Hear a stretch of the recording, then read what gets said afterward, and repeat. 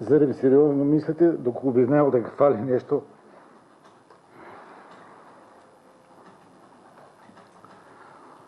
не би презал се.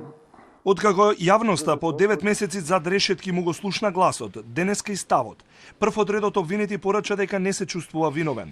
Дејан Јованов Деко тврди и разбира зашто се гони, но токму за тоа не е крив. Сите на тоа место, во тој клуб имам пораснато десетини генерации. Сите што ме познаваат добро, знаат колку и како се грижа за безбедноста на сите гости во клубот. Од срце и од душа сакам да изразам сочувство на сите фамилии што имат починети лица, а на повредените опоравување. Затоа што ја знам нивната болка и тага. Може да се гони и да биде виновен, но за небрежност порача неговата бранителка за својот клиент, во кого не гледа монструм, туку исто така жртва на нефункционален систем. Толку многу ми е тешка задачата да го бранам човекот што за сите вас и во вашите очи е убиец, а за мене е само еден обичен човек. Еден обичен човек кој, колку и да вие го правите монструозен, тој не е. Тој е како секој еден од нас тука, кому за жал му падна на товар институционалната неодговорност. Според Коцевска, највиновни се музичката група ДНК и инспекциите, кои никогаш не му се обратиле на Јованов да му укажат на нешто. Браната ќе докаже дека ова е директна последица на нестручното работење на надлежните институции и инспекцијски служби, кои што во целиот период од отварање на овој клуб се до критичниот ден ниту еден од надлежните инспекции и служби во државата кои што имале де факто сознанија за целокупното работење на ова кабаре, никогаш не му предочиле никаков пропуст. Единствено може да се подвлече под постојање на стварна заблуда поради небрежност. Како газда Деко, така и останатите редом обвинети избраат да не признаат вина и да се бранат.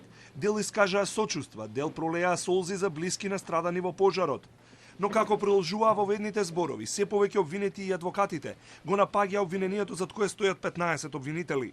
Косопственикот на кабарето и второ обвинет се придружуваше до адвокатот, кој трулиот систем го нарече лепрозна баба, која со осуда на овие луѓе треба да стане самовила, нешто што не е возможно. Се изнагледавме како сите покажуваат кон системот, како некоја лепрозна баба, која што треба преку ноќ да се претвори во самовила. Меѓутоа, почитувани, додека прстот не го свртиме кон нас, се ќе биде залудно. Адвокатката на помладиот Јованов и трето обвинет е зачудена од обвинителите зашто го гонат кога тој бил само гостин во клубот. Никогаш формално правно не бил, не фигурирал ниту како собственик, ниту како управител на обвинетото правно лице и неговата подружница, ниту пак бил овластен да превзема било какви действија и активности во фактичкото работење на подружницата и правното лице. Тој пак сака да се брани, но вели тешко му е да седи на обвинителна клупа после се што се случило. Сакам да изразам сочувство до сите кои што се засегнати од пожарот, бидејќи и јас го изгубив мојот најдобар другар и девојката со која што бев цел живот. Адвокатката на собственикот на земјиштето Гроздан Милковски се осврна на договорот помеѓу Јованов и собственикот во кој се наведува дека Јованов можел да ја избира дејноста што ќе ја работи и да преуредува на свој трошок ако тоа е потребно. Секој со својата одбрана до првичен заклучок од досега изнесените во ведни зборови, вклучувајќи ги и оние на братот на Јованов, дека ниту се поврзале, ниту имале намера обвинетите да се случи овој грозоморен настан и дека обвинителството ги нафрлало во конфузно и нејасно обвинение.